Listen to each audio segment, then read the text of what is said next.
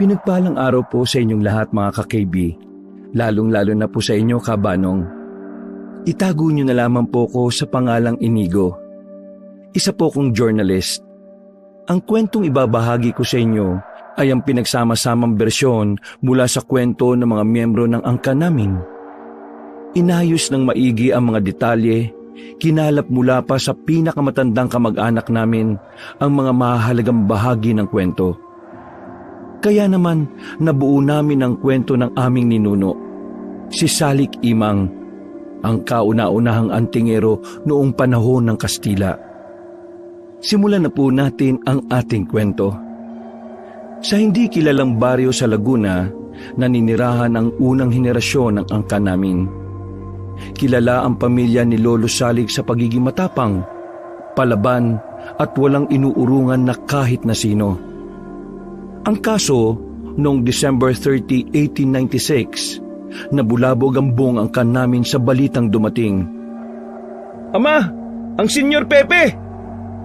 Natigilan sa pag-aayos ng hapagkainan si Lolo Salik nung humahangos na dumating ang kanyang panganay na anak, si Pepito. Baka sa mukha nito ang labis na lungkot at pangamba. May tumulo na ring luha mula sa magkabila nitong mata. O bakit, Pepito?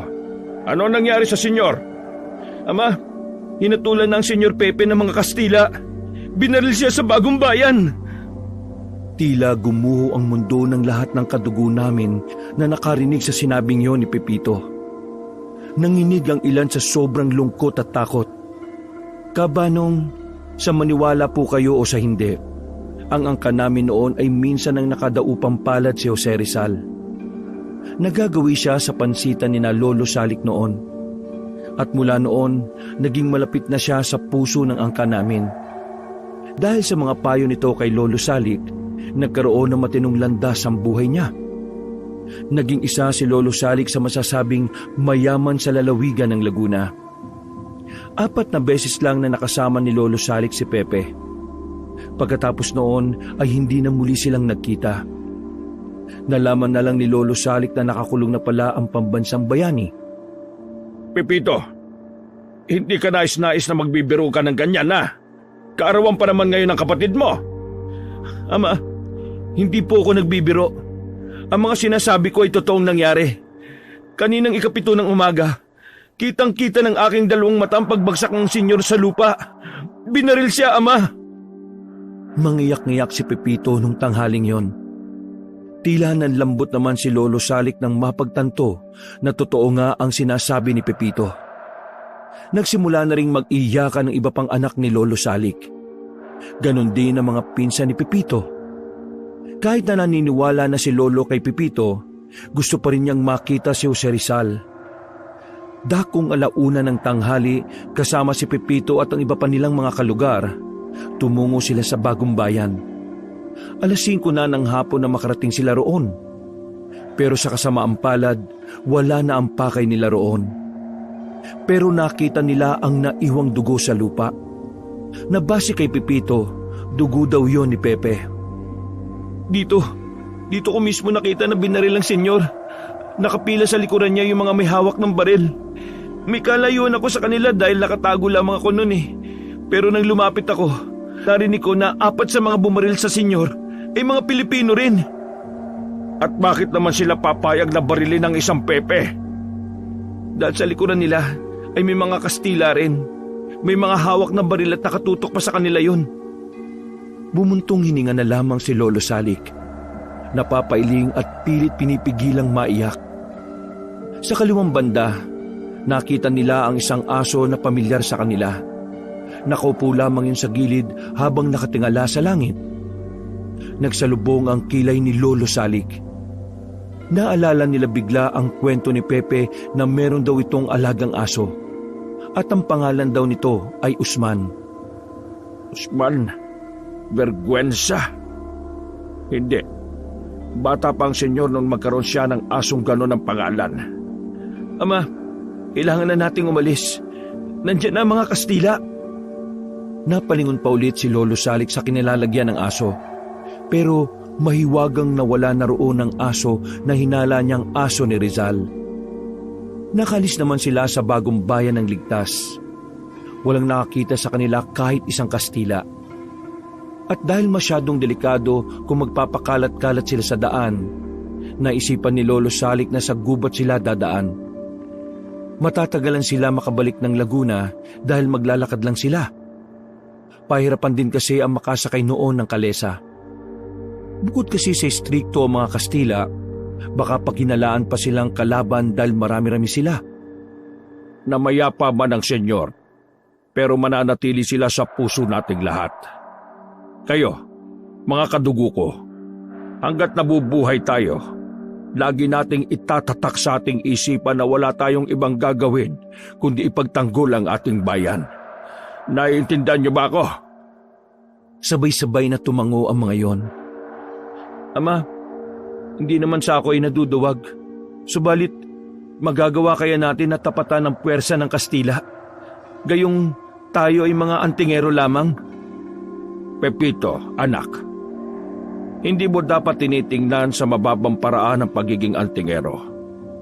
Dahil tayo ay hindi lamang basta manunugis o mandirigma. Tayo ay anak din ng Diyos. Gamit ang ating mga anting-anting na may basbas ng Panginoon, lalaban tayo sa kanila. Tandaan nyo, ang buhay na walang pinaglalaban ay mas masahol pa sa buhay ng isang tamad at walang pakialam. Matapos ang kanilang pagpapahinga, naglakad na rin sila ulit. Sa kalagitnaan ng kanilang paglalakbay, nakaramdam sila ng tila merong sumusunod sa kanila. Sinenyasan ni Lolo Salik ang mga kasama niya. Sabay-sabay silang umupo at tumawak sa kanilang mga dalang itak. Bakit, Ama? May mga senyales ba na may Kastila? Hindi Kastila. Mga hindi pangkaraniwang nilalang. Hindi pangkaraniwang nilalang? Ibig niyong sabihin? Mga aswang. Bukod sa mga Kastila, matindi ring kalaban nila Lolo Salik ay ang mga aswang. Sa mga hindi nakakaalam, noon pa man meron na talagang aswang. At ang mga nilalang na yon ang talaga rin naman nagpahirap kina Lolo Salik. Kasama, ihanda nyo inyong mga sarili. Marahan na naglakad sila Lolo Salik paabante. Ilang sandali lang, isang matandang babae na ang nakita nilang nakatayo sa gitna ng kanilang daraanan. Sino ka? Anong ginagawa mo sa kalagitnaan ng gubat na ito? Ipakilala mo ang iyong sarili. Ang una nilang narinig ay ang mahinang tawa ng matandang babae. Dahil doon, nakaramdam ng panganib sina Lolo Salik. Kaya naman, marahan silang naglakad palapit sa matanda. Ipakilala mo ang sarili mo. Leonora. Leonora ang pangalan ko. Leonora? Kung ganun anong ginagawa mo rito? Salik Imang. Ang kilalang antingero ng lalawigan ng Laguna. Kung hindi mo sasagutin ang tinatanong ko, mapipilitan akong ituring kang isang kalaban. Salik, hindi mo ramdam kung anong uri ng nilalang ang iyong kaharap. Tumawa na naman ng mahina ang matanda na parabang ito ay nang iinsulto at nang aasar. Kung ganon, ikaw nga ang aswang na nararamdaman ko sa kagubatang ito. Inabisuhan ni Lolo Salik ang mga kasama niya na ibaba ang mga armas. Kinalito naman yun ng anak niyang si Pepito.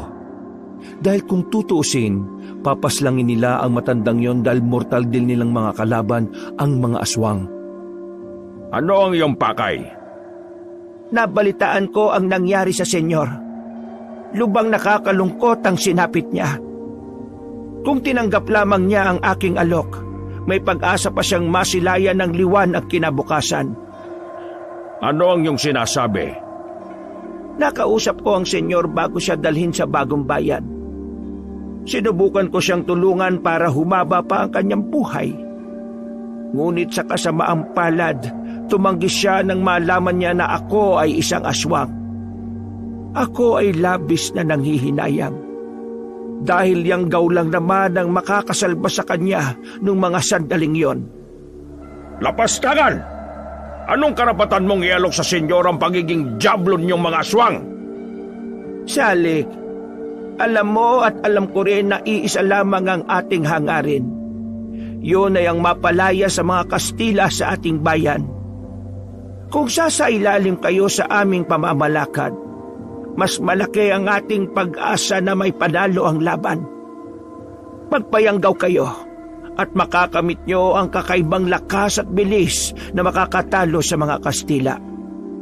Yun lamang ang nag-iisang paraan upang makalaya tayo. Manahimik ka! Dali-daling lumapit si Lolo Salik sa matanda. Gamit ang maalamat nitong itak, ay sinubukan nitong tagain ang matandang si Leonora. Ang kaso nga lang, mabilis din itong nakailag at nakatungtong sa sanga. Senyor, batid kong matagal nang makaaway ang aswang at sangkatauhan. Ngunit sa kalagayan ng ating bayan, mukhang kailangan na nating magkaisa. Hindi mo mabibilog ang aking ulo. Minsan yun ang nilinlang ang mga tao. Hindi na yun mangyayari pang muli. Pag-isipan mong mabuti, senyor. Huwag mo nang hintayin pa na mas marami pang kilalang Pilipino ang pumanaw. Tumawa na naman ng nakakaloko ang matanda. Para itong palakalang na tumalon-talon paalis. Huminga na lamang ng malalim si Lolo Salik. Maigpit ang hawak nito sa itak. Hindi mawala-wala sa kalooban niya ang galit para sa mga aswang. Minsan na kasing niloko ng mga nilalang na yon ang grupo ng mga manunugis. Inimbita raw ang mga manunugis sa isang usaping pangkapayapaan. Pero sa huli, minasaker lang ang mga manunugis sa kagubatan. Anak ng Diablo! Lapas ng loob na impluwensya ng senyor na maging kagaya nila. Ama, paano kung tama nga matanda? Paanong nahihibang ka ba? O sinasapian ka ng masamang espiritu? Pakinggan mo nga ang iyong sarili. Paano mo nagagawang paniwala ng isang kampo ng kadiliman? Mas pipiliin ko pang kumapit sa lubid na malapit ng maputol kaysa kumapit sa patalim na demonyo ang may-ari. Padabog na umalis si Lolo Salik. Napapailing na lamang si Pepito. Hindi nito inakala na magagalit ang ama niya. Pinagpatuloy na lamang nila ang kanilang paglalakbay.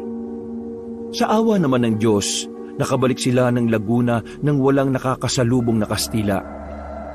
Tulala at hindi makausap ng maayos si Lolo Salik noong mga sandaling yon. Napansin naman yon ng iba naming kadugo. Hindi kasi sila sanay na tahimik at malalim ang iniisip ni Lolo Salik. Habang tahimik ay lumapit si Pepito kay Lolo Salik para kausapin ito. Sa pagkakataong yon ay kalmado na rin naman si Lolo. Umupo si Pepito sa tabi ng kanyang ama at saka nagsalita. Ama, nais ko lamang pong humingi ng paumanhin sa mga sinabi ko kanina. Hindi ko pinag-isipan ng maigi yung aking mga tinuran. Kaya sana mapatawad mo po ako. Anak, hindi ako galit sa iyo. Dala lamang ng damdamin kaya kita nasigawan kanina. Isa pa, sadyang mabigat lamang ang aking kalooban dahil sa pagkawala ng Senyor Pepe. Lato tayo, lubang apektado sa kanyang sinapit. Ngunit, kailangan natin magpatuloy. Lalo na ngayon, Ama. Ang mga Kastila ay unti-unti nang nahahanap ang ating baryo. Bakit? May namataan na naman bang Kastila sa ating baryo? Ayon po sa pamilya Burgos, isang Kastila ang kanilang nahuli nitong tanghali. Pinaslang nila kagad upang hindi na makarating pa sa ibang Kastila ang pananatili natin dito. O sige, bukas ng umaga, abisuan ng mga pamilya na may layong labanan ng puwersa ng mga Kastila at ipaalam na rin sa kanila ang tungkol sa layunin ng mga aswang. Nararamdaman kong lalasunin nila ang isipan ng mga tao upang maging kagaya rin nila. Naiintindihan ko po, Ama. Bukas na bukas din ng umaga, ititipon ko mga mamamayan natin. Maraming salamat, anak. Tunay kang maaasahan. Tinapik pa ni Lolo Salik ang balikat ng kanyang anak. Nagawa na rin itong ngumiti kahit na mabigat pa rin ang kalooban. Pumasok siya sa kanilang pansitan. Dumiretso siya sa kusina. Doon ay kinuha niya ang isang tinidor na nakabukod sa ibang mga tinidor. Agad na umarko sa labi niya ang ngiti. Dahil ang tinidor na yon ay huling ginamit ni Rizal noong pumasyal yun doon. Senyor, ipinapangako ko sa iyo ang iyong kabayanihan na hindi masasayang. Lalabanan namin ang mga Kastila at hindi ako papayag na sa muli nating pagkikita ay wala akong dalang mabuting balita. Hiling ko lang sana kung nasan ka man ngayon, ikaw ay payapa at masaya. Habang nasa kalagitnaan ng pagdadrama, ay biglang dumating naman ang pamangkin ni Lolo Salik na si Abner. Tarantang-taranta ang mukha nito at pawis na pawis. Tiyo, ang Senyora Magda! Anong nangyari sa senyora? Bigla na lamang siyang nagwawala. Namumula ang kanyang mga mata at para itong nais pumaslang. Maaba ang kanyang mga kuko at naglalaway rin siya. Napilitan ng kanyang mga kaanak na igapo siya upang wala siyang masaktan. Nung mga sandaling yun ay nagmamadaling lumabas ng pansitan si Lolo Salik. Agad siyang nagpunta sa kinaroroonan ng bahay nila Senyora Magda. Si Senyora Magda ay kilalang mga awit sa kanilang baryo. Dumadayo-dayo ito sa kung saan-saang lalawigan para lamang entertain. Dahil din sa kausayan at taglay na kagandahan, nagkakaroon siya ng access sa mga Kastila. Nakakapasok siya sa kuta ng mga Kastila nang walang kahirap-hirap. Yun ay dahil marami ding nagkakagusto sa senyora. Si Senyora din ang nagbibigay ng impormasyon kina Lolo Salik noong mga panahong yon. Kaya naman, ganun kataas ang respeto ni Lolo Salik sa kanya. Sa bungat pa lamang ng tirahan ni Senyora Magda ay nakasalubong na ni Lolo Salik ang ama ni Senyora, si Senyor Eduardo. Senyor Eduardo, anong nangyari sa inyong anak? Hindi ko nga rin alam, Senyor Salik. Basta't mula kahapon ay nagkaganyan na siya. Meron ba siyang pinuntahan na lugar bago mangyari ito? Ang sabi niya sa akin ay unang sumakit ang kanyang tiyan matapos siyang kumain sa isang okasyon. Sa Maynila, doon siya nagtungo kahapon. Mari ko bang makita ang senyora? Halika, senyor. Sumama ka sa akin. Inhatid ni Senyor Eduardo si Lolo Salik kung saan nakakulong at nakagapos ang senyora. Pagdating nila roon ay tumambad agad kay Lolo ang isang dalagang babae na ibang-iba na ang mukha. Maging si Senyor Eduardo ay nagulat din nang makita yon. Magda, anak, ano nang nangyari sa iyo? Nataranta na si Senyor Eduardo ng mga sandaling yon. Hindi na niya halos makilala si Magda sa anyo nito. Habang si Lolo Salik naman, nilapitan ng dalaga at tiningnan ng malapitan ng mukha. Umangil-angil pa ang babae at parang gusto siyang sakmalin. Senyor, huwag ka sanang mabibigla sa aking sasabihin. Bakit? Ano ba sa tingin mo nangyari sa anak ko? Senyor, ang senyora, nayanggaw. Nagsalubong ang kilay ni Senyor Eduardo. Baka sa mukha nito na hindi ito makapaniwala sa sinabi ni Lolo Salik. Yanggaw, ang pamamaraan ng aswang na magparami ng kanilang bilang. Nakatitiyak ka ba sa sinasabi mo, Senyor Salik? Kung nais nyo, kumuha ka ng bawang. Sakaling matakot si Magda sa bawang ay isa lang ang ibig sabihin nito.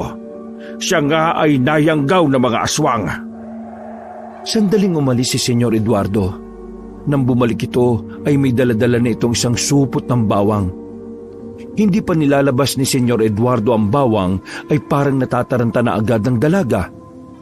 Nang mga sandaling yon kabanong maging si Senyor Eduardo ay nakumbinsi na ang anak niya ay isa na ring aswang. Napapailing si Senyor Eduardo. Napaupo na lamang ito dahil sa panlulumo. Senyor, maaari mo bang paggalingin ang aking anak? Senyor, hindi ako espesyalista sa ganyang kaso. Isa akong antingero. Hindi ako albularyo kaya wala akong kaalaman sa pagpapagaling ng taong naiyanggaw. Ito ang isusukli mo sa aking anak sa kabila ng lahat ng ginawa niya para sa inyo. Siya ang tagahatid ng impormasyon tungkol sa mga Kastila sa Maynila. Kaya tulungan mo ang anak ko. Hindi ko matatanggap na maging aswang siya. Patawarin mo ko, senyor. Pero ang mga anting-anting ko ay hindi rin siya kayang pagalingin. Kung nais mo, makikipag-ugnayan ako sa mga albularyong kilala ko. Bukas na bukas din ay papupuntahin ko sila rito para masuri ang inyong anak. Gawin mo ang lahat upang maibalik siya sa dati. Makaganti man lamang kayo sa sakripisyo na ginagawa ng aking anak para sa samahan. Sige ho, gagawin ko ang aking makakaya. Kaya sana magtiwala ka sa akin, senyor. Tumango na lamang si Senyor Eduardo. Nang balikan nila ng tingin si Senyora, kita nilang parang takam na yon. Napailing na lamang si Lolo Salik. Kinabukasan ng tanghali, kahit na delikadong lumayo sa baryo, ay umalis si Lolo Salik kasamang anak niyang si Pepito. Pinuntahan nila ang kakilala nilang mga albularyo. Naisama naman nila yon ng ligtas pabalik sa baryo. Agad naman nilang tiningnan ang kalagayan ni Senyora Magda. At sa kasamaang palad, maging ang mga magagaling na albularyo ng Laguna ay hindi alam kung papaano ibabalik sa dati si Magda. Nung panahon pa kasi na yon, hindi pa napag-aralan ng mga ekspertong albularyo ang tungkol sa gamot sa yanggaw. Kulang pa ang kanilang kaalaman para kontrahin yon. Sa katunayan, bago lang din sa kanila ang yanggaw. Samantala, galit na galit si Senyor Eduardo sa pagkabigong magamot ang kanyang anak. Pinalayas at pinagmumurapan nito ang mga albularyo dahil sa pagdismaya. Senyor Salik, sinabi mo sa akin na gagawin mo ang iyong makakaya upang maging taong muli ang aking anak. Ngunit ano ang nangyari? Wala ring nagawa mga dinala mo rito. Senyor, wala na akong magagawa. Ang mga dinala ko ritong albularyo ay ang mga albularyong pinakamahuhusay. Sinasabi mo bang hanggang dito na lamang ang kapalaran ng anak ko? Pagkatapos siya kayong tulungan sa inyong laban, iiwan niyo na lamang siya sa ganitong kalagayan? Hindi sa ganon. Hindi ko naman hahayaan si Senyora Magda. Sakali makahanap ako muli na manggagamot ay gagawin ko. Ngunit sa ngayon, kailangan na muna nating maghintay kung may mahanap pa akong albularyo. Hindi rin basta-basta lamang ang paghahanap, senyor. Batid mong nagiging mainit na ang mga taga-Laguna sa mga Kastila. Wala akong pakialam, senyor. Ibuwis niyo ang buhay niyo para sa aking anak, gaya ng kanyang pagbubuwis ng buhay para maging espiya para sa inyo. Mawalang galang na, Senyor Eduardo. Ngunit ang nais niyo pong mangyari ay hindi basta-basta maisasakatuparan. Sa kadahilan ng kinakailangan munang gumawa ng mga hakbang upang makaiwas sa mga Kastila. At ano ang iyong alam sa usapang matatanda? Binata ka pa lamang at wala pang napapatunayan. Wala kang karapatang makisali sa usapan. Ipagpaumanhin po ninyo, Senyor. Nais ko lamang magbigay linaw. Hindi ako tanga para hindi maunawa na kalagayan ng mga Pilipino ngayon. Kaya manahimik ka na lamang dyan dahil wala ka rin namang silbi. Tila hindi na nagustuhan ni Lolo Salik ang tabas ng dila ni Senyor Eduardo. Nakaramdam ng pangiinsulto si Lolo. Kaya naman lumapit siya ng bagya kay Eduardo at tiningnan ito na matalim. Senyor, hindi ko pababayaan si Senyora. Hanggang sa huling hininga ko ay hahanap ako na makakatulong sa kanya. Huwag mo kong didiktahan sa kung ano ang kailangan kong gawin. Dahil unang-una sa lahat, isa ka lamang mayamang negosyante na walang alam sa makikipaglaban. Isa pa, iwasan mong insultuin ang aking anak sa harapan ko. Igalang mo siya kagaya ng paggalang niya sa inyo. Dahil kung hindi, baka makalimutan ko ang salitang pakikipagkapwa-tao. Nanlaki ang mata ni Senyor Eduardo sa sinabi ni Lolo Salik. Tila natakot ito sa nagbabantang mga mata ni Lolo. Agad na dumistansya si Eduardo. Pepito, halika na, tumalis na tayo. Kailangan pa natin puntahan ng ibang antigero. Mauna na po kami, Senyor Eduardo. Gumisip pa ang senyor at tiningnan lamang sila ng masama. Sumapit ang kinagabihan habang abala si Lolo Salik sa pakikipag-usap sa ibang mga antingero na mula pa sa ibang baryo. Isang masamang balita na naman ang nakarating sa kanila. Umahangos na namang lumapit sa kanila si Abner, ang pamangkin ni Lolo Salik. na isa ring espiya sa Maynila. Iyo, kailangan na natin maganda. Ang mga Kastila, paparating na sila rito. Sandali, paano malalaman nila ang baryong ito? Ang dating kasintahan ni Senyora Magda, inuli nila at pinahirapan ng kalahating araw. Kalaunan, inamin din ito kung saan matatagpuan ng senyora. Kaya nasisiguro ko na anumang oras ngayon, nandito na ang mga Kastila. Kung ganun lalaban tayo hanggang kamatayan. Mga kasama, ihanda niyo ang inyong mga agimat. Mapapalaban tayo sa mga mananakop. Kampante si Lolo Salik nung gabing yun na kakayanin nilang tapatan ang mga Kastila. Dahil sa mga agimat at anting-anting, malakas ang loob ng bawat isa. Ang mga antingero kasi ay may mga anting-anting na kung saan hindi sila matatamaan ng mga bala ng baril. Ang sabi noon, tila kusang nag-iiba ang direksyon ng bala kapag suot nila ang mga anting-anting nila. Bagay na batid ni Lolo Salik noon na magiging advantage nila. Bukod pa roon, wala ring kaalam-alam ang mga Kastila tungkol sa mga ganoong klaseng bagay. Isang oras bago dumating ang mga Kastila, naihanda na ni Lolo Salik ang kanilang puwersa. Kakaunti lang sila kumpara sa bilang ng Kastila na inaasahan nila. Gayunpaman, wala ni isa sa mga antingero ang natatakot o naduduwag. Lahat ay handang isugal ang kanilang buhay. Ama, nakahanda na ang bawat kalalakihan sa bawat pamilya. Tinipon ko sila bilang isang grupo na pamumunuan naman namin ni Abner. Ang mga bata, matanda at babae. Lahat sila ay pinapasok na namin sa kanilang silong. Sakaling malagay naman tayo sa alanganin, inambisuan ko silang tumakbo patungo sa dulo ng ating baryo. Nakahanda na roon ang mga bangka kung kailangan nilang tumakas. Sige, mahusay ka. Ngayon, kailangan na natin pumunta sa gubat. Doon pa lang ay sasalubungin na natin sila. Hindi natin sila maaaring palapitin sa baryo natin. Sige po, tatawagin ko na ang mga hanay namin. Isang pagtangulang ang naisagot ni Lolo Salik sa panganay niyang anak. Ilang sandali lang, nagmarcha na rin sila patungo sa kagubatan. Ang tanging mga dala lamang nila ay mga itak at pana. Tahimik nilang inabangan ng Kastila sa gubat. Makalipas lang ang mahigit isang oras, naramdaman na nila ang mga yabag ng paa ng mga Kastila. Tumingin si Lolo Salik sa paghahanda. Nang makalapit na ang mga Kastila, inambush nila yon. Sa bilis ng mga pangyayari, hindi na nagawa pang magpaputok ng mga Kastila. Agad silang pinagtatataga ng grupo nila Lolo Salik. Magdidiwang na sana sila dahil napas lang nila ang unang mga Kastila na nakita nila. Kaso ang hindi nila alam, may mga Kastila pa palang nakasunod sa mga yon. At sa pagkakataong yon ay mas marami pa ang bilang nila. Ihandaan niyo mga sarili ninyo! Mas marami sila kumpara sa mga ito! Sa pagiging kampante dahil sa kanilang anting-anting, lumusob sila ng harapan kahit baril ang gamit ng mga Kastila.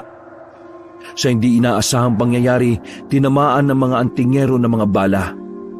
Sobrang pagtataka ang naging reaksyon ni Lolo Salik.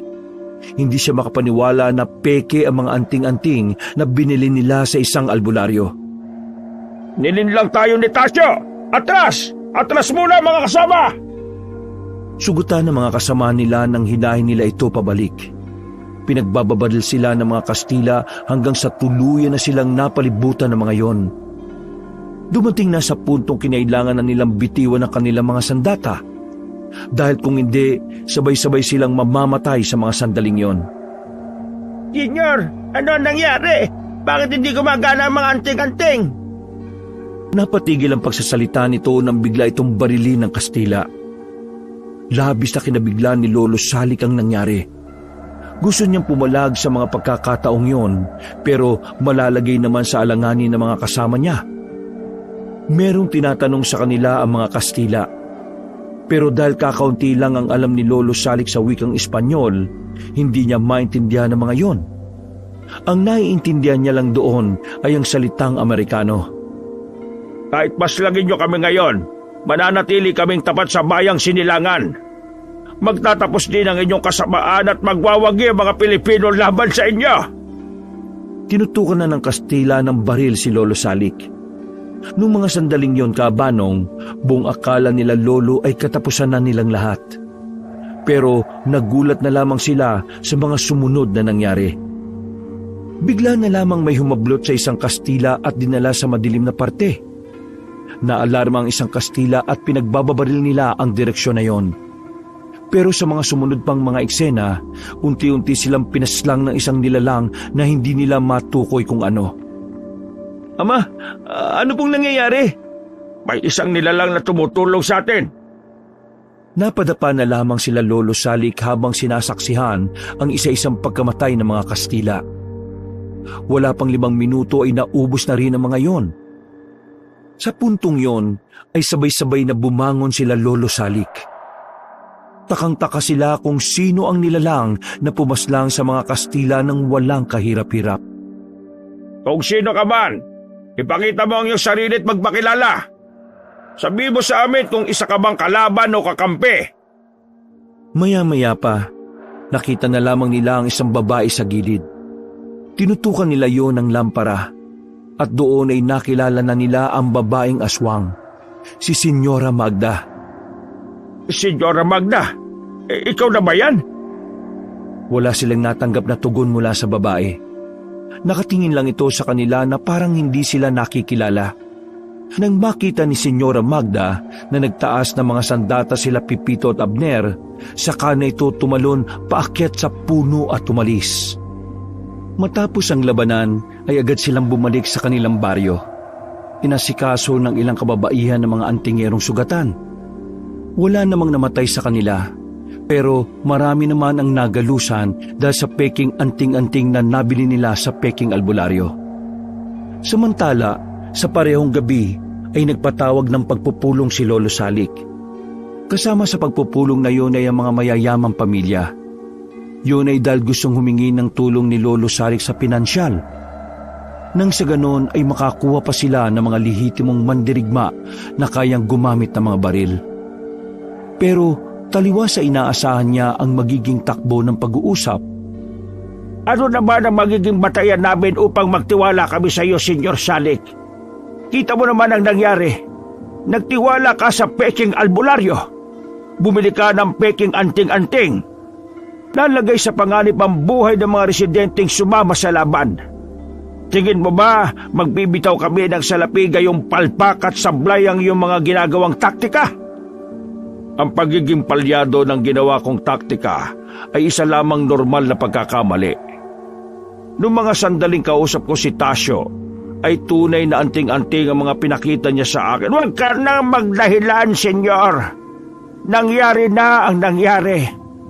Pasalamat ka na lamang at walang namatay sa mga kasama mo. Kahit na magpaliwanag ka, hindi mo na mababago ang katotohanang ikaw ay pumalpak.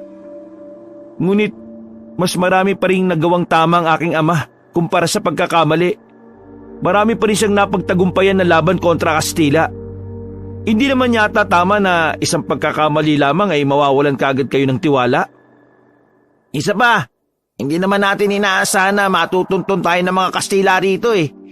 Kung hindi sana umamin ng dating nobyo ng senyora, may oras pa sana si Tiyo na malaman kung peke o hindi yung mga anting-anting. Manahimik ka! Anong karapatan mong sumabat sa usapan na matatalino? Hindi ito tungkol sa dami ng kanyang tagumpay. Tungkol ito sa kaligtasan ng bawat isa.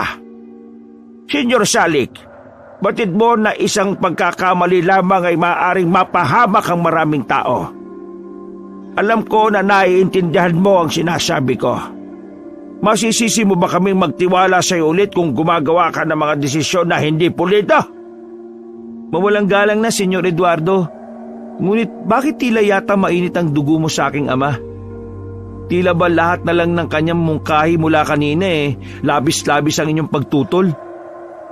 Tungkol na nga lang ba ito sa kaligtasan ng lahat?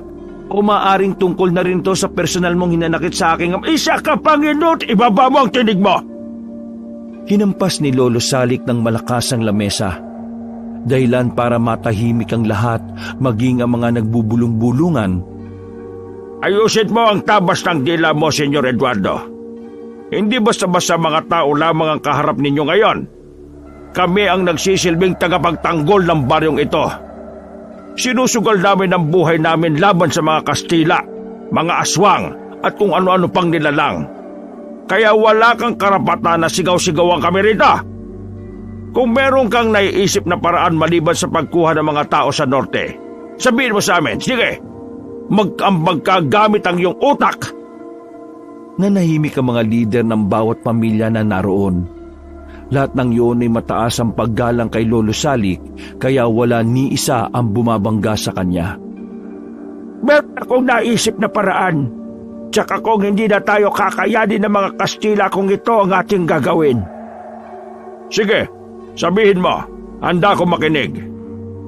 Pinakita ni Senyor Eduardo ang nakakaloko niyang ngiti. Tila ba sobrang ganda ng ideya nito kung tingnan niya ng ganon si Lolo Salik. Yanggaw! Nagkabulungan ng mga kasama nila sa pagpupulong. Agad namang umalma si Pipito sa sinabing yon ng senyor. Naibang ka na ba, senyor? Maaari bang manahimik ka muna at hayaan mo munang matapos ang aking sasabihin? Sige, ituloy mo, senyor. Hindi naman lingid sa ating kaalaman na mga aswang ay may kakaibang lakas at bilis sa pakikipaglaban. Kahit ikaw, Senyor Salik, ay talaga namang nahihirapan silang kalabanin. Para patunayan na mapapakinabangan natin ang mga aswang, pinakawalan ko ang aking anak habang nagkakagulo kayo sa kagubatan. Aminin niyo man o hindi, nasaksiyan niyo kung papaanong inubos ng anak kong si Magda ang mga Kastila. Dahil dito, naisipan ko na kung ang karamihan sa atin ay magiging aswang sa pamamagitan ng Yanggaw, malaki ang ating tsansa na immoral, inutil at kalapastanganan sa karapatang pantao ang iniisip mo, Senyor Eduardo. Kesa naman maglabas kami ng salapi na hindi sigurado kung ano ang kahihinatnan. Mga kasama, nakita niyo naman ang ginawa ng aking anak. Niligtas ni Magda mga antingero na walang kalaban-laban sa mga Kastila. Ngayon, tingnan nyo, hindi ba yon mabisang panlaban sa mga Kastila? Totoo ngang malakas sa mga aswang kumpara sa tao. Ngunit, hindi natin maaaring gawing aswang ang normal na tao para lang gamitin sa gera. Labag ito sa kautusan ng karapatang pantao. At ano naman ang inyong naiisip na paraan para matalo mga Kastila na yan? Wala na kayong ibang magagawa. Hindi tumalaba mga anting-anting ninyo dahil hindi naman yan tunay. Hindi natin maaring gawin ang gusto mo. Oo nga't natulungan kami ni Senyora Magda. Pero wala pa rin tayong kasiguraduhan kung tuwid pa ang takbo ng kanyang utak. Tandaan nyo, ang aswang ay aswang. Ano man ang paraan kung paano siya naging aswang, banta pa rin siya sa buhay ng isang tao. Iba ang takbo ng isip ng isang aswang. Hindi ito gaya ng pag-iisip ng tao na may emosyon at pangunawa. Kung walang pangunawa si Magda, bakit niya kayo iniligtas? Hindi niya kami iniligtas. Anong pinagsasasabi mo? Wala kang utang na loob. Ikaw ang lapastangan. Matapos yung pakinabangan ng aking anak ngayon, ipinagsasawalang bahala niyo ang pagsagip niya sa inyong buhay. Mga ingrato! Hindi niya kami iniligtas. Sa katunayan, hindi niya na kami nakikilala. Pinaslang niya ang mga Kastila dahil yun lang ang kaya niyang lapitan. Hindi niya kami sinaktan dahil may mga dala kaming anting-anting. Kung wala yun, baka wala na rin kami ngayon. Kalokohan! Imposibleng hindi siya nakakakilala. Pinakawalan ko siya at hindi niya ako sinaktan pero hindi ka naman niya tinawag na ama.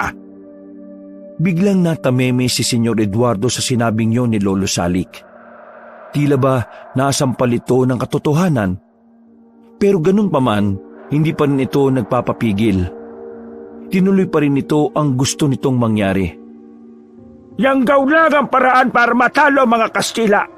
Wala nang iba pa. Sa mga sang-ayon sa gusto kong mangyari, itaas niyo ang inyong mga kamay. Sa kasamaang palad, wala ni isa ang pumanig kay Senyor Eduardo. Kaya naman mas lalo itong nagalit kay Lolo Salik. Kulang na lang ay umusok na ang ilong nito. Nga inutil! Mahihina ang utak! Kumampi kayo sa taong yan at nasisiguro kong lahat kayo ay mamamatay. Hindi nyo kakayanin ang mga Kastila. Sa susunod na pagpunta nila rito, hindi na darating pa si Magda para iligtas kayong lahat. Mamamatay kayong walang kalaban-laban. At ang inyong mga dangal ay makakasama sa pagkabulok ng inyong mga pagkatao. Padabog na umalis si Senyor Eduardo ng mga oras na yon. Napapailing na lamang sila sa inaasal nito.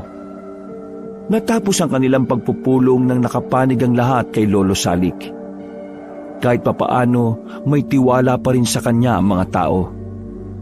Makalipas ang ilang araw, nagpatuloy ang labanan sa pagitan ng mga Pilipino at Kastila. Nakarating kay Lolo Salik na malapit na sa kanilang lugar ang gulong nangyayari. Dahil doon, inihanda na ni Lolo Salik ang mga kasamahan nila. Pinagsama-sama na nila ang mga simpleng tao at mga antingero. Kulang pa man ang kanilang bilang, isusugal na rin nila ang kanilang mga sarili sakali makarating na ang mga Kastila. Kumusta ang pinapagawa ko sa iyo, anak? May balita ka na ba kay Senyora Magda? Wala pa, Ama.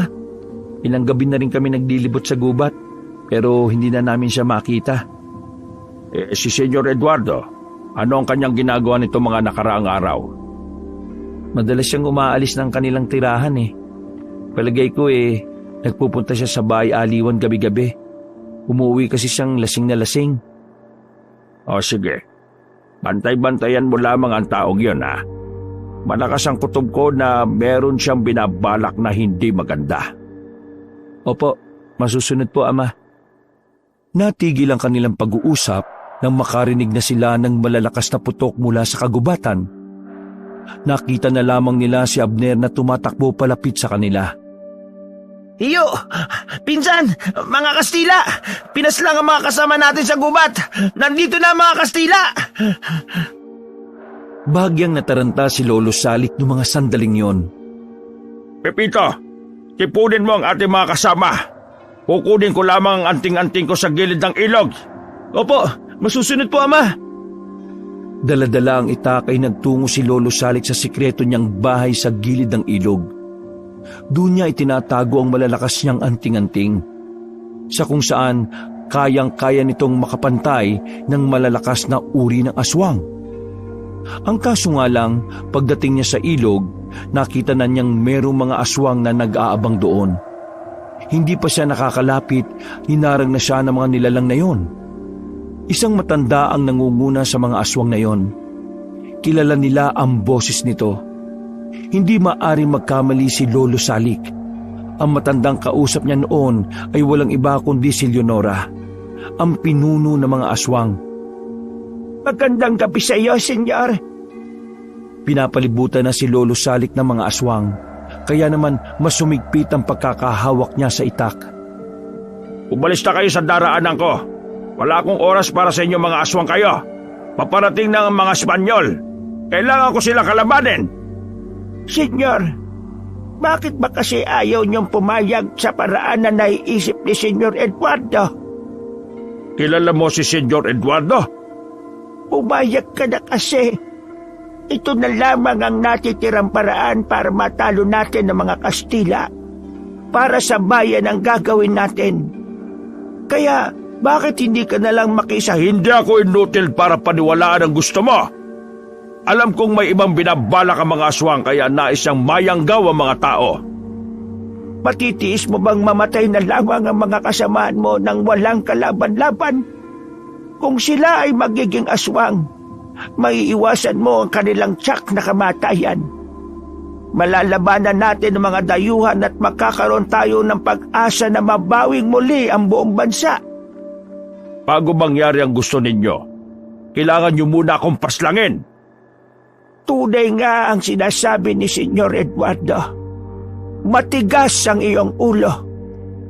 Kung ganon, mapipilitan kaming idaan na lang din sa dahas ang usapang ito. Kung hindi ka makukuha sa pakiusapan, ngayon na kita tutuldukan. Mga aswang! Paslangin ang tao ito!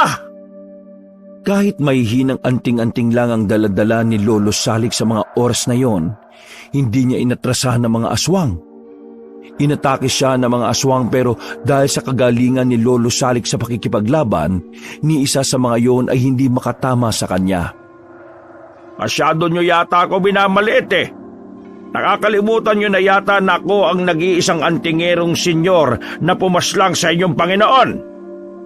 Hindi ko yon makakalimutan. Kaya nga sa puntong ito'y papaslangin na kita. Napilitan ng umatake ang matandang babaeng aswang. Higit itong mas malakas kumpara sa mga alalay nitong aswang. Nang makakuha ng tamang pagkakataon si Leonora, tinamaan ito ng mahabang kuko sa balikat si Lolo. Pero hindi yun naging hadlang kay Lolo para hindi ipagpatuloy ang laban. Sa halip, mas naging ganado pa si Lolo. Hindi ka magtatagumpay sa mga binabalak mo. Hanggat buhay ako, hindi kailanman maghahari ang mga aswang sa mundong ito. Hinagupit ni Lolo Salik ng itak ang matandang babae. Tinamaan na yon sa tagiliran, dahilan para mapahiga na ito sa lupa. Inakala niyo bang mapapaslang niyo ako dahil hindi ko dala ang malalakas na anting-anting? Ha! Lapastangan ka para isipin ang bagay na yon. May anting-anting man o wala, hindi ko kupas kailanman ang aking kahusayan sa makikipaglaban. Senyor, hindi mo may niligtas sa mga Pilipino laban sa mga mananakop. Magagawa mo lamang yon kung magiging higit sa tao ang mga nasasakupan mo. Kung ang mamamatay ng mahina ay isang kasalanan sa bayan, masigit na kasalanan sa bayan ang mabuhay na may dugo ng dyablo. Mas nanaisin ko pang mamatay sa kaidaan ng tao kaysa mabuhay sa kalakasan ng demonyo. Nakita ni Lolo Salik na biglang sumilay ang nakakainsultong tingin ni Leonora. Sa hindi inaasahang pagkakataon, nakarinig siya ng malakas na putok ng baril mula sa likuran. May bumaril kay Lolo Salik mula sa kanyang likuran. Nang lingunin niya yon ay nakita niya si Senyor Eduardo na hawak ang mahabang baril. Senyor Eduardo, bakit? Nagtatanong ka kung bakit. Ikaw ang hadlang sa mga plano ko. Kaya dapat lang na mawala ka na. Taksil ka sa bayan. Anong taksil sa bayan? Ikaw ang taksil sa bayan. Ayaw mong tanggapin ang ideya ko kahit na ito na lang ang natitirang paraan. Diablo! Isa kang diablo! Sabihin mo na kung ano ang nais mong sabihin. Ito na rin naman ang huli mong buhay. Kung ang sandaling ito ang naging daan para malaman kung gaano kakahinang nilalang, masaya akong papanaw. Sapagkat sa wakas, napatunayan ko sa aking sarili na hindi ka karapat dapat tawaging Pilipino. Manahimik ka! Isang putok na naman ang umalingaw sa paligid. Walang kamalay-malay si Senyor Eduardo at ang aswang na si Leonora na naroon si Abner. Saksi ito sa mga nangyari. Ngunit naduwag din kung kaya't hindi yun makalabas. Agad na tumakbo si Abner pabalik ng baryo. Nasa kagubatan na ang mga Kastila noong mga sandaling yon. Pero naabutan pa ni Abner si Pipito roon. Pinsan, si Tiyo! Sa mga mata ni Abner na umiiyak, alam na agad ni Pipito na may masamang nangyari kay Lolo Salik. Halos madapa-dapa silang tinungo ang kinaroroonan nito. Sa pagdating nila roon, naabutan nilang nakasubsob si Lolo Salik sa batuhan. Nang itihaya yun ni Pipito, ay nakita nito na umaagos ang dugo mula sa ulo nito. Nakita kong pinagtulungan siya ng mga aswang. Ngunit si Senyor Eduardo, siya ang pumaslang kay Tiyo. Nakipagsabuatan siya sa mga aswang para paslangin ang iyong ama, pinsan. Patawarin mo ako. Wala akong nagawa eh. Natakot ako. Naduwag. Hindi ako karapat-dapat tawaging Pilipino. Ama, gumising ka. Kailangan ka namin. Pakiusap, huwag mo kaming iwanan, Ama. Hagulgol ang ginawa ni Pipito sa mga pagkakataong yon. Gumuho ang mundo ni Pipito at hindi niya alam kung ano ang gagawin niya. Nagkakagulo na sa kagubatan. anumang oras din ay makakalapit na ang mga Kastila sa baryo nila. Halos mapaos na si Pepito habang yakap-yakap ang walang buhay niyang ama. Puot at galit ang kanyang nararamdaman. Abner, meron pa tayong masigit na kalaban kaysa sa mga Kastila. At yun ay ang mga kapwa natin Pilipino na bulok ang kaisipan. At ang mga kampo ng mga demonyo. Ang mga aswang. Kaya naman, hindi ako papayag na mauwi lang sa wala ang lahat ng pinag-irapan ni Ama. Lalaban tayo sa mga Kastila, sa mga traidor, at sa mga aswang. Pinuhat ng dalawa ang bangkay ni Lolo Salik at dinala sa pinagtataguan ng mga anting-anting. Binuksan naman ni Pepito ang maliit na baul. Naroon ang iba't ibang uri ng anting-anting na tinatago ng ama. At base rito, yun daw ay hindi pangkaraniwang anting-anting. Ama, patawarin mo po ko kung ako muna ang gagamit nito. Pinapangako ko, mabibigyan namin ng katarungan ng kamatayan nyo.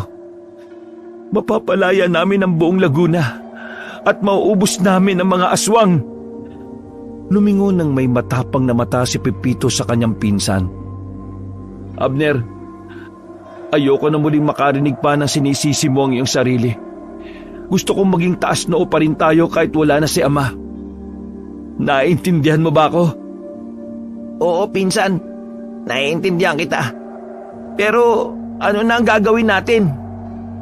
Haharapin natin ang mga Kastila ngayong gabi. Magpapanggap na muna tayo na walang alam sa nangyari. Tapusin lang natin tong laban na ito. Isusunod natin si Senyor Eduardo at ang kalyado niyang mga aswang. Wala siyang puso. Immoral. Inutil.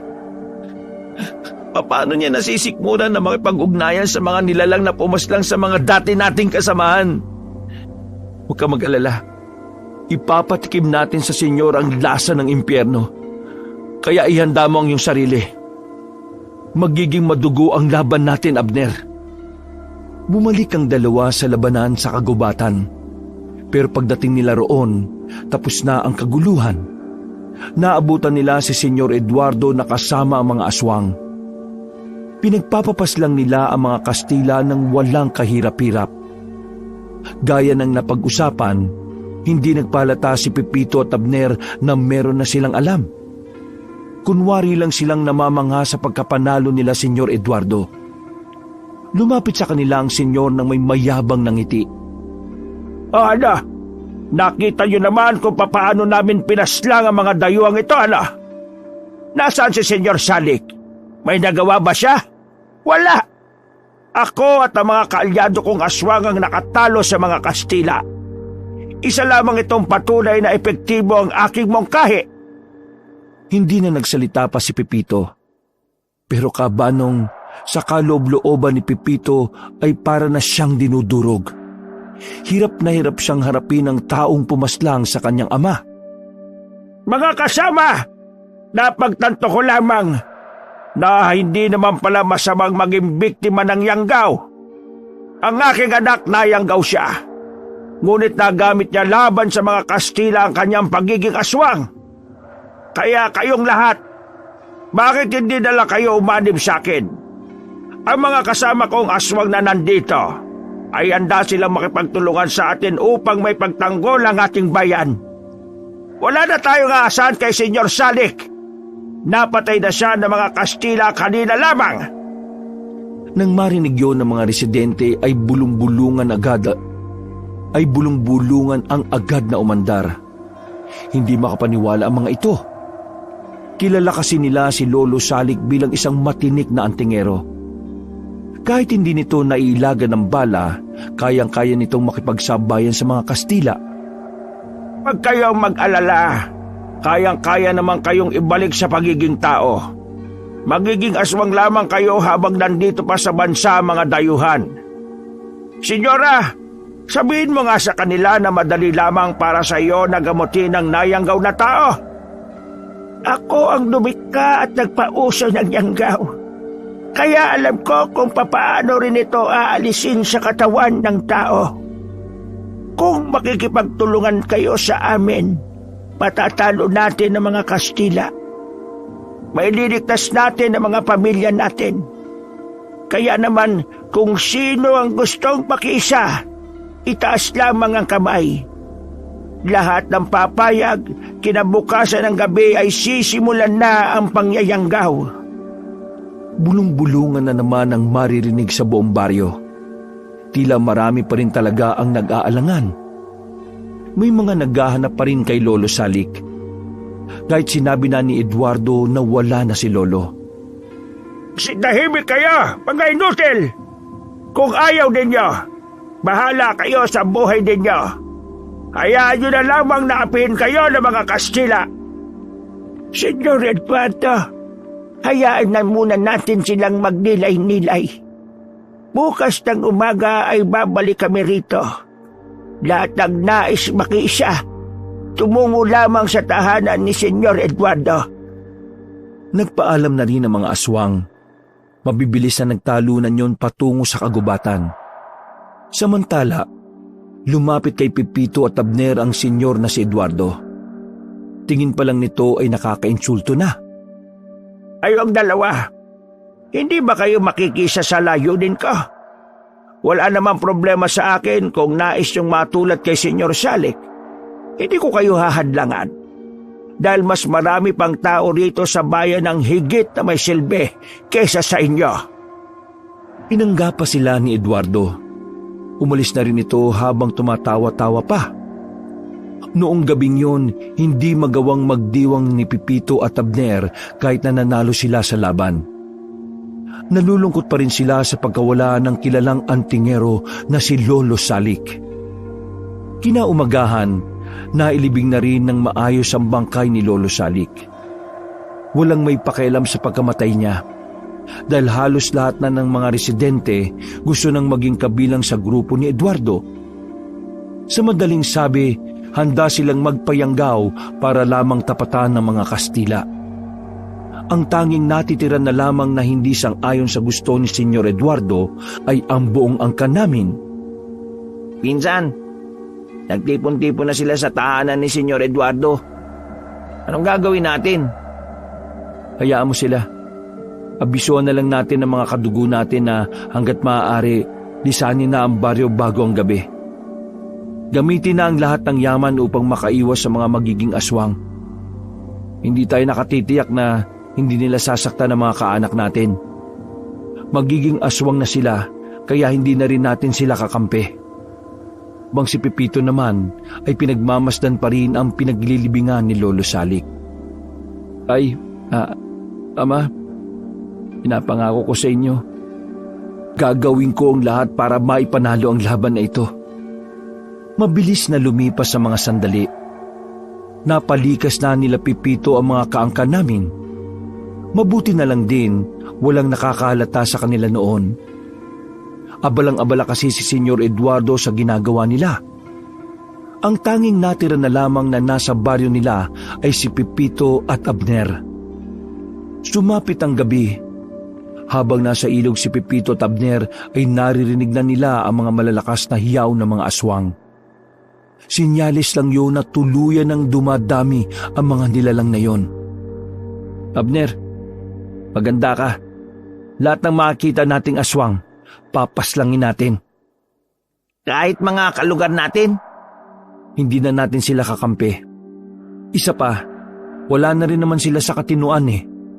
Kailangan natin makalapit kay Leonora. Pagkatapos ay isunod na natin si Senyor Eduardo. Ano, kakayanin mo ba akong samahan?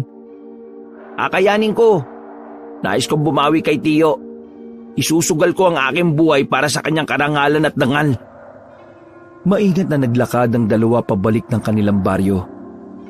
Kabanong, yun na po ang pinaka-intense na tagpo ng kanilang buhay. Dahil sa mga sandaling yon, malalagay sa alanganin ng kanilang mga sarili.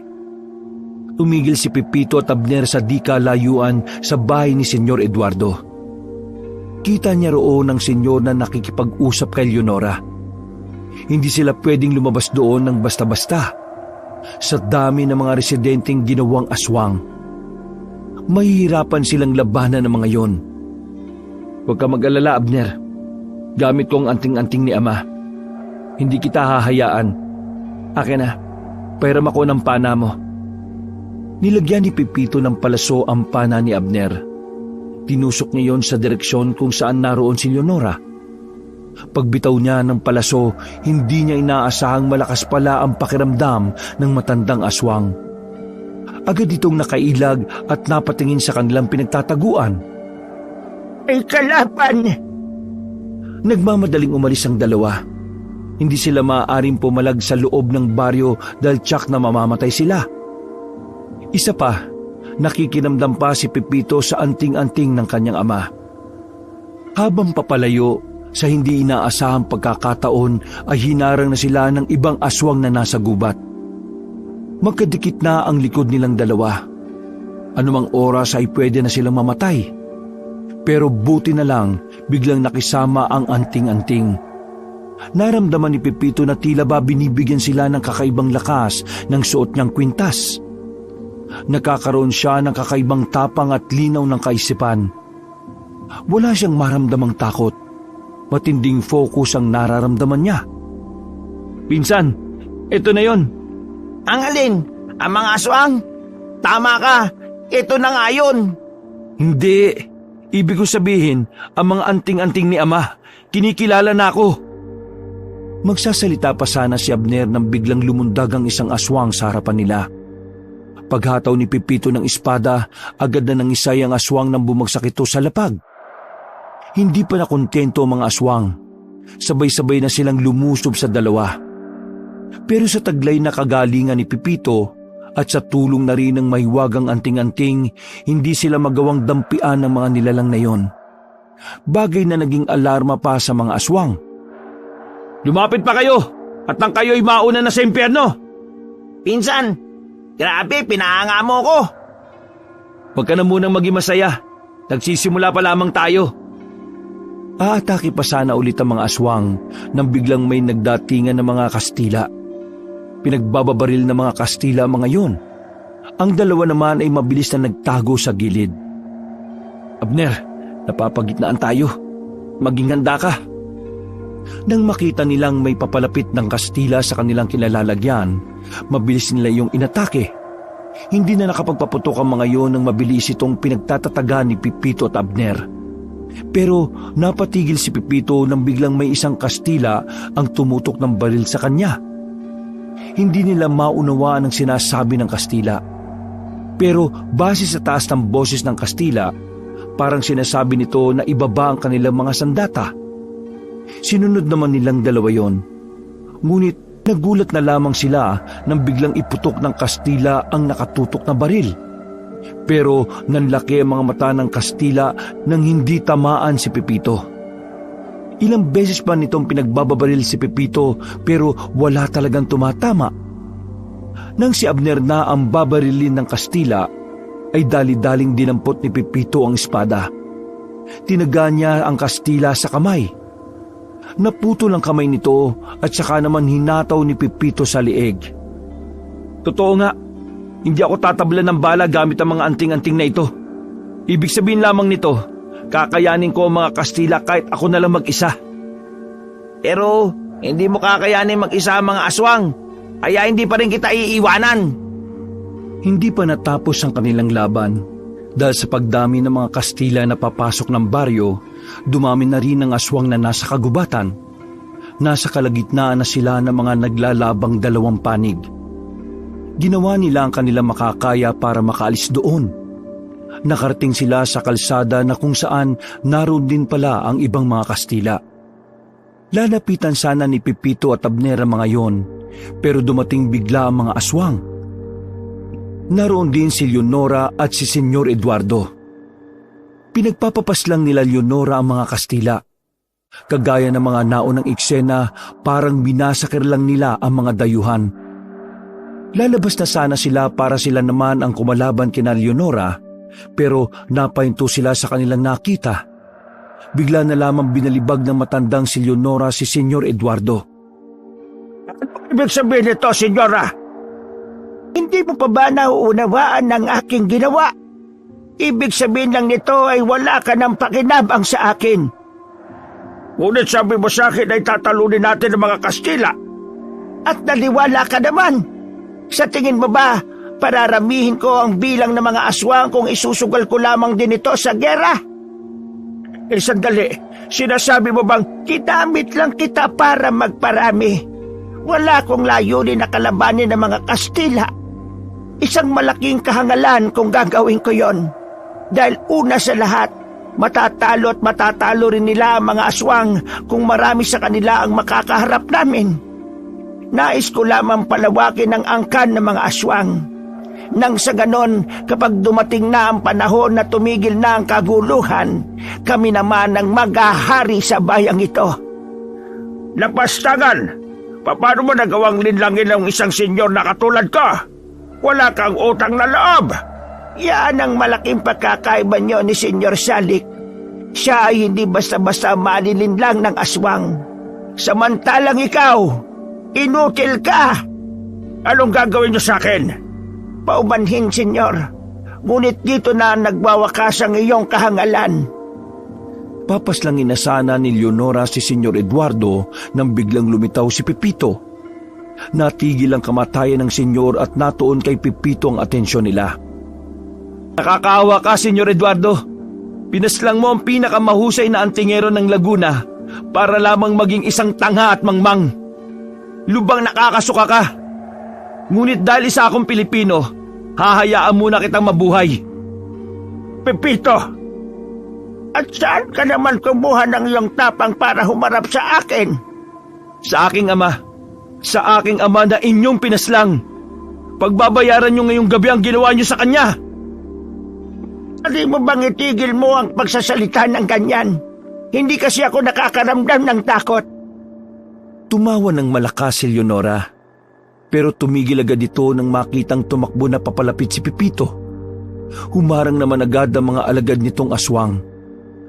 Kaso dahil sa anting-anting na suot ni Pepito, hindi magawang makadampi ng mga nilalang na iyon. Nanlalaki ang mga mata ng aswang na si Leonora nang makitang walang kahirap-hirap na pinagtatatagalang ni Pepito ang mga alaga niya. Habang si Senyor Eduardo naman ay napapanganga na lang din. Hindi kita patatawarin, Leonora! Tumakbo si Pepito palapit kay Leonora. Sa bilis nito ay hindi na nagawa pang makatakas na matanda. Agad na tinutukan ni Pepito ng espada sa leeg si Leonora. Mamili ka! Ibabalik mo sa pagiging tao mga kababaryo ko o mauna ka nang makipagkwentuhan kay Satanas? Walang gamot sa Yanggaw. Hindi ako nakikipaglukuhan sa iyo, ha? Totoo ang aking sinasabi. Walang gamot sa Yanggaw, kaya walang paraan upang maibalik sila sa dati.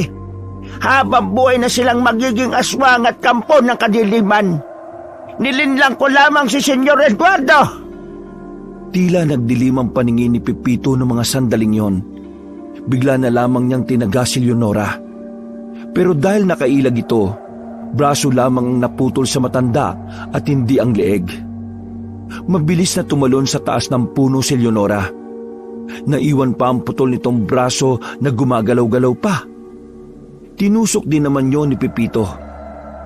Nilingon ni Pepito si Senyor Eduardo. Takot na takot yun na kulang na lang ay maihi ito sa salwal. Nakita mo na ba ang naging epekto ng ginawa mo, Senyor Eduardo? Sinira mo ang ating baryo. Patawarin mo ko. Pakiusap. Huwag mo akong papaslangin. Ang nais ko lang naman ay labanan ng mga Kastila sa paraang nalalaman ko. Hindi ko inakala na ganito ang kahahantungan ng lahat. Una pa lang ay sinabi ni Ama na hindi maaaring pagkatiwalaan ng mga aswang. Ngunit hindi ka nakinig. Wala kang kwentang Pilipino. Biglang inagaw ni Senyor Eduardo ang baril nang wala ng buhay na Kastila. Sumilay agad ang ngiti nito at saka itinutok ang baril kay Pepito. Sino ang inutil sa atin ngayon, Pepito? Tingnan lamang natin kung hindi ka bumagsak sa lupa gaya ng iyong ama. Kung maaari ako mamatay sa gagawin mo, ay maaari pa ako matakot at kabahan. Hindi mo ako malindin lang. Peke ang anting-anting na meron kayo. At kapag ang gatilyo ay kinalabit ko, makikita na kayo ng iyong ama sa langit. O baka naman sa impyerno siya naghihintay. Nakakaawa ka. Hanggang sa mga huling sandali, wala ka pa rin kaalam-alam. Hindi na nagdalawang isip pa si Senyor Eduardo na putukan si Pepito. Pero sa kasamaang palad, lumis lang ang bala sa ibang direksyon. Gulat na gulat si Senyor Eduardo. Hindi yung makapaniwala. Kaya naman sunod-sunod na putok pa rin ang pinakawalan nito. Halos mabaliw-baliw siya sa kakaisip dahil hindi man lang tumatama kay Pepito ang mga bala. Anong nangyaring hindi ka tinatamaan? Isa kang dyablo! Ikaw ang dyablo sa ating dalawa at hindi ako! Hindi na nakapagpigil pa si Pepito Kabanong. Hinagupit na niya ng espada ang senyor. Tinamaan yun sa balikat at bumaon pa ang espada pababa sa kaliwang dibdib. Sirit ang dugo habang naglalakihan ang mga mata ni Eduardo. Walang puwang sa mundong ito mga kagaya mong taksil sa bayan. Mananatili kang mangmang hanggang sa pangalawa mong buhay. Lahat ng iyong maiiwan ay kikilalanin kang taksil. At sisiguraduhin ko na wala ang pangalan mo sa iguguhit na kasaysayan ng mga Pilipino. Hinugot ni Pepito ang espada at yun na ang naging kamatayan ni Senyor Eduardo. Huminga ng malalim si Pepito. Hindi siya nagdiwang noon ng mga sandaling yon dahil alam niya hindi pa natatapos doon ang kanilang laban. Buhay pa si Leonora at ang iba nitong mga kasamahang aswang. At higit sa lahat, patuloy pa rin ang mga Kastila sa pananakop. Abner! Nasaan ka? Naalarma si Pepito nang maalala na kasama niya si Abner. Muli niya itong binalikan sa kanilang pinagtataguan. At doon ay inabutan niya itong nakahiga at hindi na rin makatayo. Pinsan, anong nangyari sa'yo? Pinsan, ang ahas. Inuklaw ako ng ahas. O sige, gagamutin kita. Huwag kang mag-alala. Halika. Agad na binuhat ni Pepito si Abner. Sa kanilang paglalakad, may nadaanan silang isang abandonadong bahay. Sa bakuran nito ay may mga Pilipinong sundalong nakahandusay. Tila ba pinagkutaan yun ng mga Pilipino? Ngunit sa kasamaang palad, natuntun sila ng mga Kastila. Bukas ang lampara sa loob ng bahay kaya agad na pumasok ang dalawa roon. Hiniga ni Pepito si Abner sa lamesa at hinanapan kung nasa ng tuklaw ng ahas. Natagpuan niya yon sa bandang hita ni Abner. Kabanong, ayon sa mga kaanak namin, nag-50-50 si Abner noong mga sandaling yon. Kumalat na kasi ang lason sa katawan niya. Hindi rin alam ni Pepito ang gagawin niya noon. Pero nang biglang uminit ang anting-anting na mga suot niya, dito na napagtanto ni Pepito na may kakayahan ng anting-anting isalba ang buhay ni Abner. Hinubad niya ang anting-anting at agad itong itinapal sa hita ni Abner. Wala siyang ibang ginawa kundi yun lang. Makalipas lang ang halos 10 minuto, nakita ni Pepito na unti-unti nang nawawala ang pangingitim ng labi ni Abner. Gumaan na rin ang pakiramdam nito na para sa kanilang dalawa ay isang malaking himala. Insan, wala nang lason sa katawan ko. Magaling na ako. Anong nangyari? Pinsan, pinagaling ka ng anting-anting ni Ama. Napayakap na lamang si Abner kay Pepito. Masaya si Pepito noong mga oras na yon. Kahit pa ang kapalit nito mismo ay ang kapangyarihan ng anting-anting. Hindi na sinabi ni Pepito kay Abner na hindi na gumagana ang mga anting-anting. Batid niyang lalong makokonsensya si Abner. Sa oras na malaman itong siya ang dahilan kung bakit lalaban ng mano-mano si Pepito. Pinsan, makinig ka. Nais kong maiwan ka na rito. Hahanapin ko ng mag-isa si Leonora at ang mga aswang. Sa oras na matalo ko ang mga aswang, itutuon ko naman ang aking atensyon sa mga Kastila. Pakisabi na lamang sa mga kaanak natin na kapag ako'y namatay, gusto kong katabi ko si Ama sa puntod. Pinsan, hindi kita maaaring iwan ng mag-isa. Hindi ko kakayaning harapin ang bawat araw habang iniisip na wala akong nagawa. Hayaan mo sana ako mag-ambag para sa bayan. Batid kong ako ay nagiging pabigat ngunit panghako. Hindi na yun mauulit. Naisip ko lamang bumawi sa pagiging duwag ko nung pinaslang ang tiyo. Kaya nakikiusap ako sa iyo. Isama mo ako sa laban.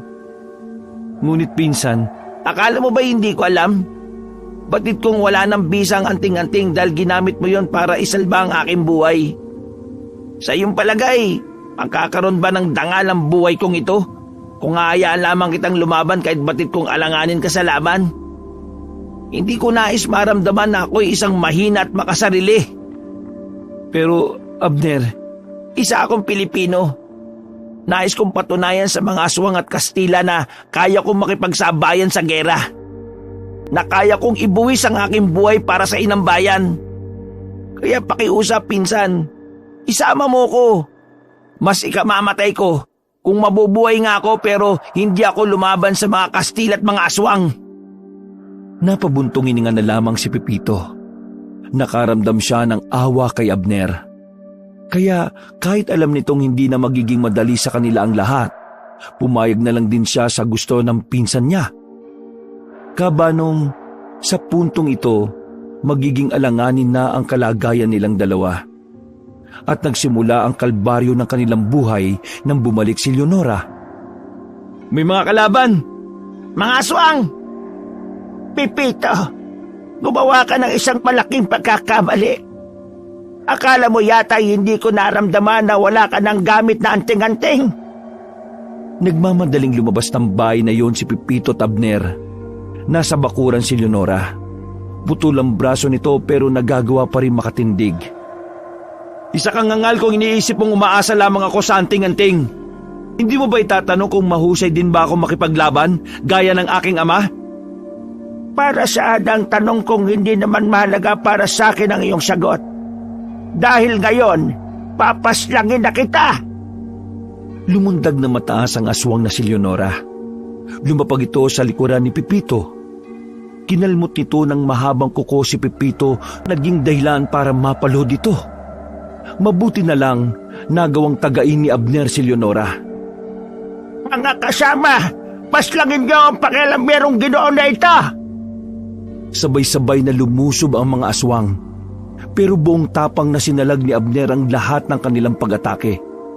Sugatan si Abner noong mga sandaling yon, pero pinipilit pa rin itong lumaban para protektahan si Pepito.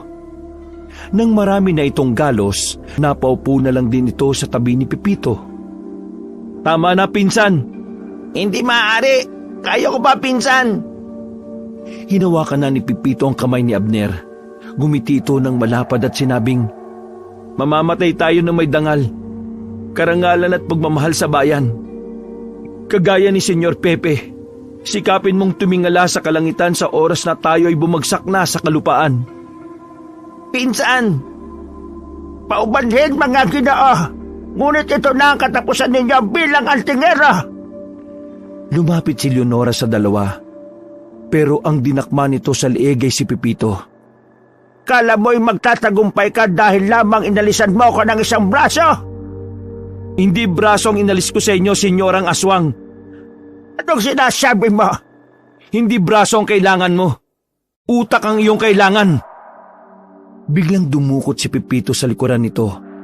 Isang punyalang nanggaling doon na agad din namang itinarak ni Pepito sa dibdib ni Leonora.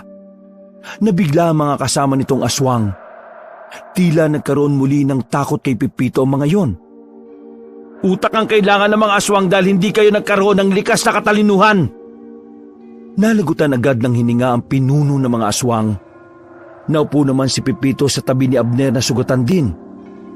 Nung mga sandaling yon ay batid nilang lalapay na sila ng mga naiwang aswang. Galit na galit ang mga yon sa pagkawala ng kanilang tinuturing na ina.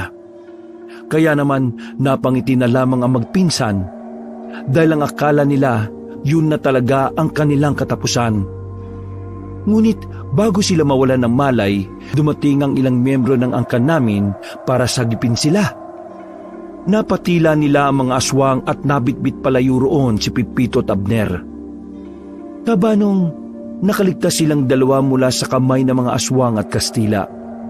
Sa tulong ng kakilala ng angkan namin na Inchik, nakalis ang angkan namin sa bansa. Hindi man natalo nila Pepito at Abner ang Kastila, naging masaya na rin sila dahil natalo nila ang mga aswang. Ang kaso nga lang, nawala na sila ng balita sa mga kabayo nilang naging biktima ng yanggaw. Hindi na rin kasi sila bumalik doon nang mabalitang nasakop na ng mga Kastila ang baryo. Malungkot si Pepito Tabner kahit na nakaligtas sila.